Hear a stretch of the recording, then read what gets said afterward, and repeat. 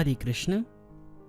जैसा कि आप लोगों को पता है, मैंने पहले बताया था कि ये जो आप श्री कुलदानंद महाराज जी की जो डायरी सुन रहे हैं, ये दूसरा पार्ट था मेरे पास, तो उसी से मैं आपको स्टार्टिंग से सुना रहा हूँ। लेकिन एक भक्त ने हमें व्हाट्सएप पे भेजा है प्रथम खंड भी, उनकी डायरी का प्रथम खंड। तो उन्होंने जैसा लिखा है तो वो मैं आज से प्रथम खंड भी शुरू कर रहा हूँ। तो जो अभी तक आपने सुना था ये दूसरे खंड में था। तो प्रथम खंड में एकदम स्टार्टिंग से हम श्री विजय कृष्ण गोस्वामी जी के बारे में सुनेंगे कि श्री कुलदानंद महाराज जी ने क्या क्या बातें बताई हैं। तो आइए हम शुरू करते हैं।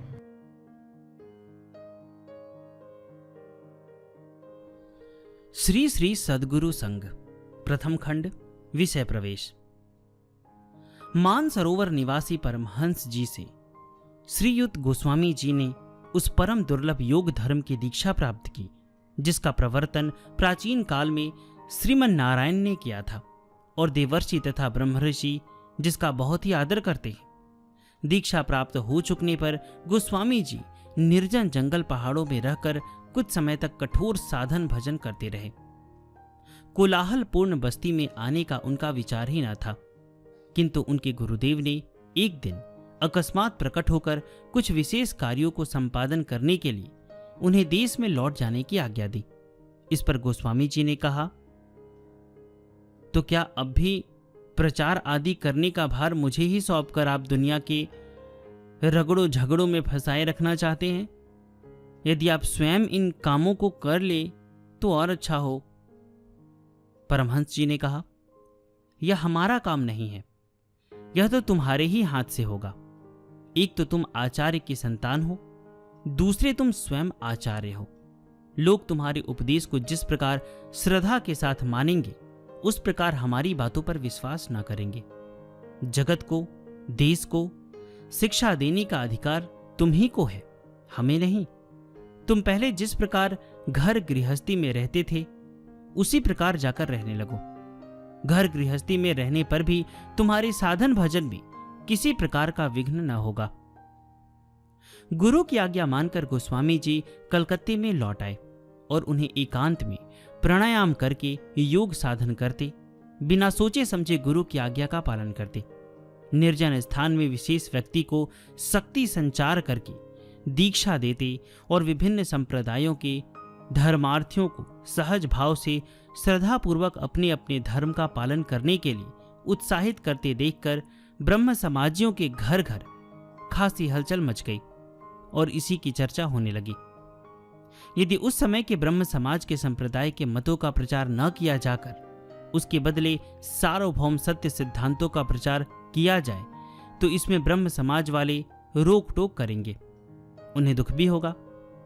यह जानकर गोस्वामी जी ने गत चैत्र कृष्ण 3 को कलकत्ता साधारण ब्रह्म समाज के प्रचारक पद से इस्तीफा दे दिया, किंतु तुरंत ही ढाका पूर्व बंग ब्रह्म समाज के सभ्यों ने उन्हें आचार्य पद के लिए चुन लिया और बहुत जल्द ढाका में पहुंचने के लिए उनसे आग्रह के साथ अनुरोध किया।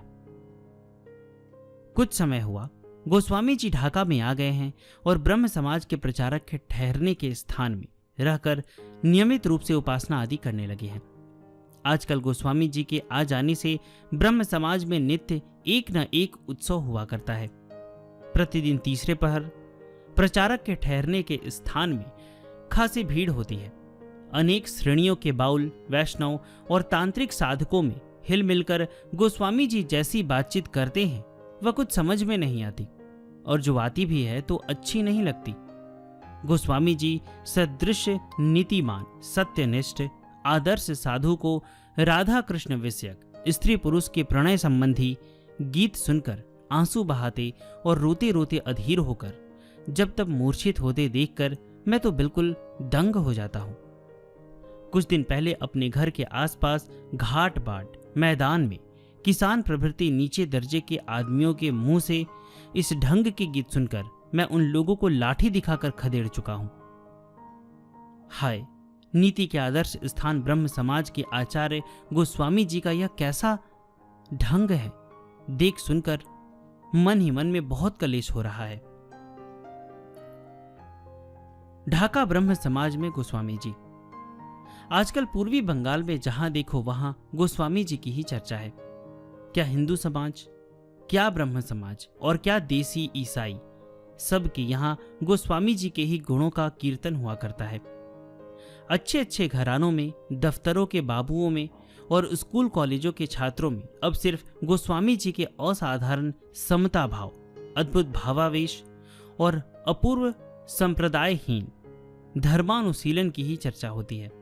हिंदू समाज के मुखिया प्रसिद्ध ब्राह्मण लोग अपने धर्म कर्म में लगे हुए आचार विचार को अधिक मानने वाले संस्कृत पाठशालाओं के अध्यापक कुछ दिन पहले ब्रह्म शब्द सुन लेने से ही अवज्ञा के साथ राधा कृष्ण और राम राम कहने लगते थे। अब देखता हूं कि उनमें भी बहुतेरे अपनी गांठ का पैसा खर्च करके विक्रमपुर और पारज्वार प्रभृति दूर दूर के स्थानों से प्रत्येक रविवार को गोस्वामी जी की उपासना में सम्मिलित होने के लिए ब्रह्म मंदिर में आते हैं।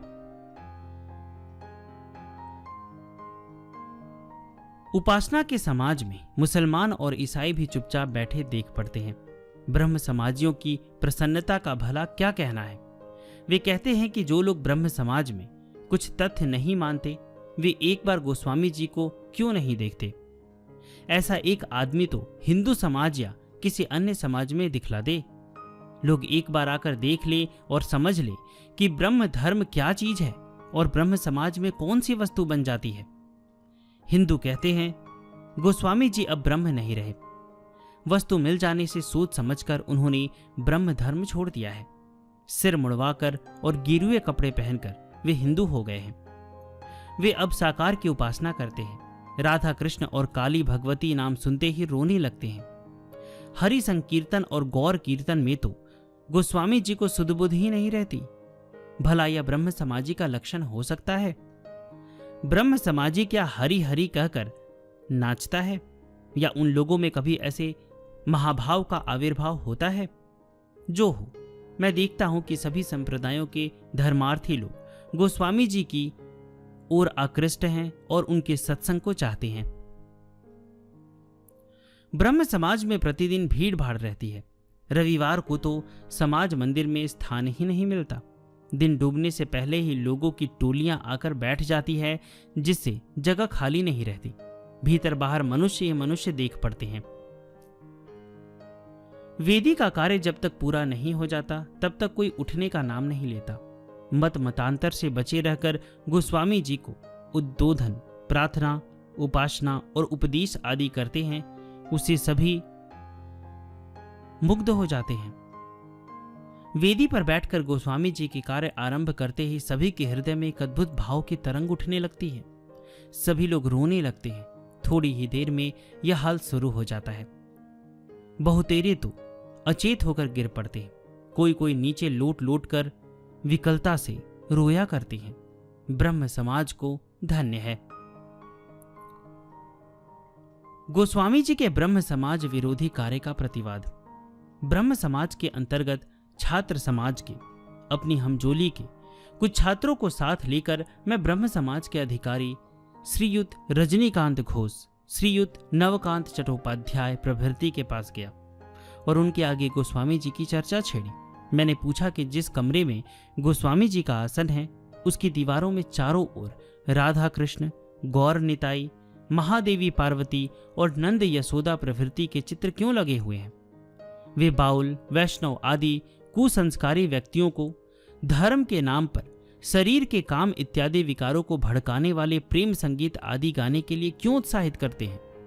इस पर कई दिन तक चर्चा होती रही। अंत में उन लोगों ने कहा, प्रचारक के ठहरने के स्थान में आजकल गोस्वामी जी ही रहते हैं, अतएव हमको यह जांच पड़ताल करने की आवश्यकता नहीं कि अपने घर में कौन क्या करता है और क्या नहीं करता। अगर घर में एक पंचांग हो तो उसमें भी राधा कृष्ण, काली माई आदि का चित्र रहता है। भला इसमें दोष ही क्या है? बाउल और वैष्णव आदि भीख मांगने आकर न जाने क्या क्या गा जाते हैं, तो क्या इससे किसी को उनका मुंह दाब रखने का अधिकार है? इन कामों को भी उसी ढंग का समझो। अब तक गोस्वामी जिस ढर्रे पर चल रहे हैं उसे ब्रह्म समाज सहन कर सकता है। हाँ, अगर और मंजिल बढ़ेगी तो देखा जाएगा। अधिकारियों का किया हुआ यह निर्णय सुनने से मन में बड़ा दुख हुआ। उन्हीं में से किसी पर कटाक्ष करके मैंने कहा, अश्लील, टप्पा, पांचाली और कविगान आदि का संग्रह करके प्रेम संगीत नाम रखकर देश विदेश में घर घर उसका प्रचार करना जिन ब्रह्म समाजियों की समझ में दोष नहीं है, और जो लोग असत्य मूलक कुछ जल्पना कल्पना या मिथ्या घटनाओं के थीथे चित्र का कहानी और उपन्यास के आकार में प्रचार करके मनुष्य को असत्य से हटाकर सत्य के उजेले में ले जाना चाहते हैं, वे यदि गोस्वामी जी के कार्य का प्रतिवाद करे तो खड़े कहाँ हो। मेरी बात सुनकर बहुतेरे लोग कुछ उत्तेजित हो उठे। मेरे नजदीकी रिश्तेदार और मेरे ही गांव के रहने वाले श्रीयुत नवकांत चट्टोपाध्याय ने कहा, तुम जाति भेद को दोष तो मानते हो, लेकिन उसी के चिन्ह स्वरूप जनेऊ को क्यों पहनते हो? हिंदू समाज से संबंध बनाए रखकर क्या तुम पौत्तिकलता को सहारा नहीं देते हो?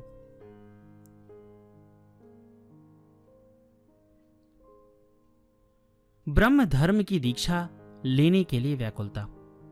उन्होंने ठीक ही बात कही है, यह समझकर मैं झेपता हुआ दुखी मन से अपने रहने की जगह लौट आया। मैं सदा मन में उसी बात की आलोचना करने लगा। अपने मन की दुर्बलता और कपटतापूर्ण आचरण के लिए मैं कुछ समय तक बहुत ही दुखी बना रहता था। अब नवकांत बाबू की उस बात से मेरे भीतर की आग भी जल उठी। मैंने अपने मित्रों से कह दिया कि अगले अगहन महीने में वार्षिक उत्सव के समय पर मैं जनेऊ उतार डालूंगा और प्रकट रूप से ब्रह्म धर्म की दीक्षा ले लूं। यह खबर सब जगह फैल गई। ब्रह्म समाजी मित्र लोग मुझे खूब उत्साहित करने लगे, किंतु चारों ओर रिश्तेदारों और हितैषियों में बेढब हलचल मच गई। मेरे विरुद्ध जितनी ही आंदोलन होने लगा, मेरे नाते रिश्तेदार वाले मुझे अत्याचार और उत्पीड़न का जितना ही डर दिखाने लगी, मेरा उत्साह और निर्भयता उतनी ही बढ़ने लगी। मैं गत 4-5 महीने से उपासना के समय नित्य दोनों वक्त दिल की जलन के मारे रो रो कर प्रार्थना करता आता हूं, प्रभु, जनेऊ पहने रहकर इस असत्य के पर्दे में कब तक अपने को छिपाए रखूंगा? कपटतापूर्ण आचरण से तुम मेरा उद्धार करो। तुम वह ठीक मार्ग दिखला दो जिससे मैं तुमको प्राप्त कर सकूं। दया करके मुझे शक्ति दो जिससे मैं कपट से बचकर सत्य मार्ग पर चल सकूं। अपूर्व स्वप्न, गोस्वामी जी का बुलाना। अन्य दिनों की तरह उपासना के अंत में आज भी उक्त प्रकार से प्रार्थना करके भाद्रपद शुक्ल 6 मैं बिस्तर पर जा लेटा। रात को पिछले प्रहर 3 बजे एक अद्भुत स्वप्न देखकर मैं एकाएक जाग पड़ा। स्वप्न यह है, देखा कि मैं ब्रह्म समाज मंदिर के दरवाजे पर हूं। बाग में हर श्रृंगार के नीचे खड़े हुए गोस्वामी जी स्नेहपूर्वक मुस्कुरा रहे हैं और हाथ के इशारे से बुलाकर मुझसे कहते हैं, अजी जल्दी इधर चले आओ, तुम जो चीज चाहते हो वही मैं तुमको दूंगा। गोस्वामी जी की कृपापूर्ण दृष्टि और प्रेम पूर्वक बुलाने से मैं आनंद में विहल हो गया। भगवान को प्राप्त करने की इच्छा से रोता रोता जाकर मैं उनके चरणों पर गिर पड़ा। बस इसी समय आंख खुल गई।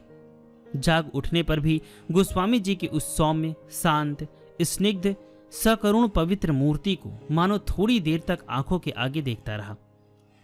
कान से भी मानो उनकी उसी बात को मैं बारंबार सुनने लगा। स्वप्न मन के संस्कार का ही विकार अथवा कल्पना का ही एक फल है।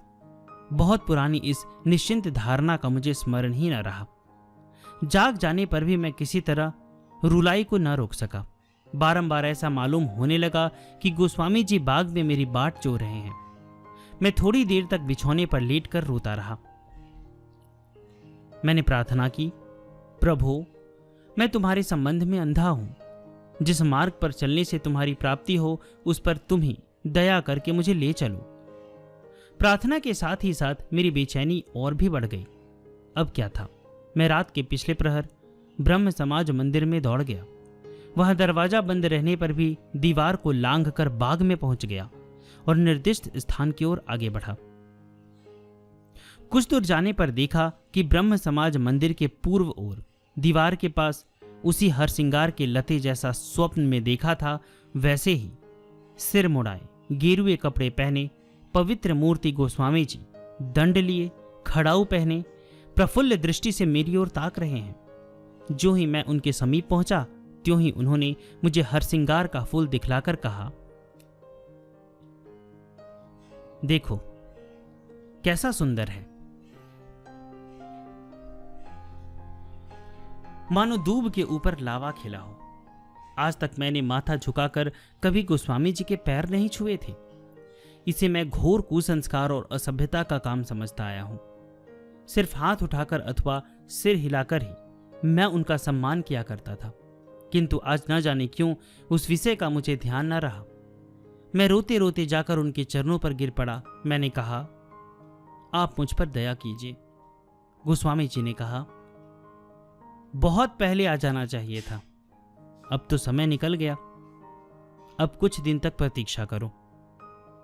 मैंने बोला, मेरी इच्छा तो अभी साधन ले लेने की है। गोस्वामी जी ने कहा, यह तो बड़े आनंद की बात है, यही तो समय है। इसी समय तो यह सब किया जाता है। यदि अभी से नियमानुसार साधन मार्ग पर चलने लगोगी तो इसका सुफल अनंत काल तक भोगोगे। फिर कर लेंगे कि भरोसे रहना ठीक नहीं, फिर ना जाने कितने विघ्नों का सामना करना पड़े। अब तो हम शीघ्र ही पछाह की ओर जाने वाले हैं। हम वहां की यात्रा कराएं, और तुम्हारे स्कूल की भी तो बात है। घर आओ, वहां से लौटकर आना, फिर साधन मिलेगा। साधन लेने पर इस समय कम से कम 15 दिन तुम्हारे हमारे पास रहना आवश्यक होगा। अभी इसमें असुविधा है। मैंने पूछा, घर जाकर मैं किस नियम का पालन करूंगा? गोस्वामी जी बोली, नियम और क्या, जिस तरह रहते हो उसी तरह रहना, खूब पवित्रता से रहना, मन में किसी प्रकार के बुरे विचार को ना आने देना, उससे बड़ी हानि होती है। मन को सदा पवित्र और प्रफुल्ल रखना। चित्त प्रफुल्ल नहीं रहता है तो फिर धर्म कर्म कुछ भी नहीं होता। खूब कातर होकर भगवान के चरणों में प्रार्थना करनी चाहिए, और प्रार्थना के भाव को सदा स्मरण रखना चाहिए। क्या लिखते पढ़ते समय, क्या बातचीत करते समय और क्या घाट बाट में चलते फिरते हमेशा 5-7 मिनट के बीच तनिक सुस्ताकर 2-1 मिनट तक भगवान का स्मरण करना चाहिए। वे सर्वदा साथ ही साथ है, मुझे बहुत प्यार करते हैं, क्षण क्षण में मुझ पर न जाने कितने प्रकार से दया करते हैं।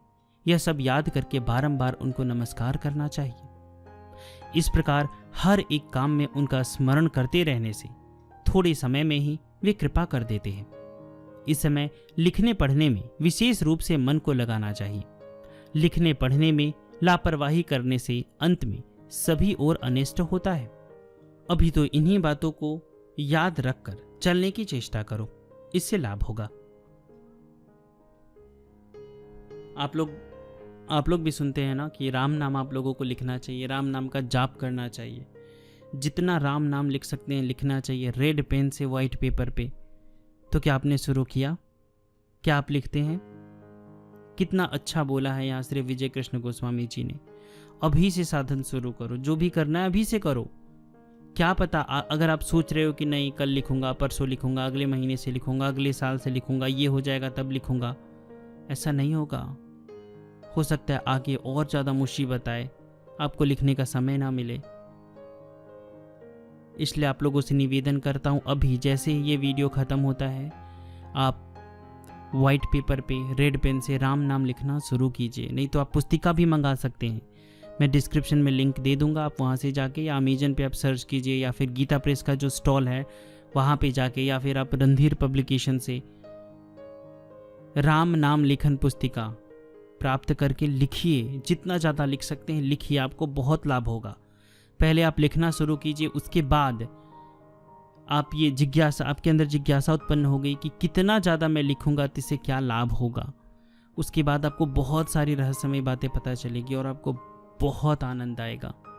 आप एक बार विश्वास करके राम नाम लिखिए, राम नाम जपिए, बहुत आसानी से एक दिन में 10,000 राम नाम जपा जा सकता है, बहुत आसानी से, और बहुत आनंद आता है, बहुत आनंद आता है। तो कृपया राम नाम जपें।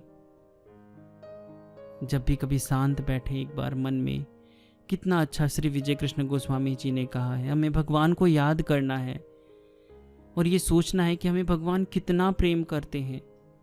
आप पीछे जाके अपने जीवन में देखिए कि भगवान ने कितना सहारा दिया है आपको कहाँ कहाँ कैसी परिस्थिति से उन्होंने बाहर निकाला है, कितना कृपा किया है भगवान ने आप पे, कितनी अच्छी जिंदगी दी है, कितना अच्छा शरीर दिया है, कितने अच्छे माँ बाप, घर वाले, पति पत्नी, पुत्र, भाई बंधु, कितने अच्छे अच्छे दिए हैं, और कितने अच्छे अच्छे कार्य भगवान ने आपके लिए किया है, वैसी परिस्थिति बनाई है।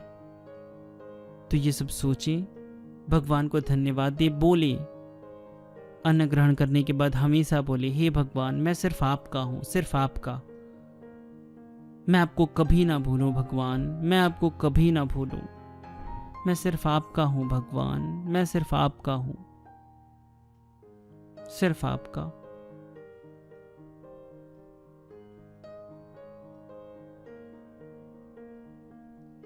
आगे हम सुनेंगे साधन पाने की तीव्र इच्छा।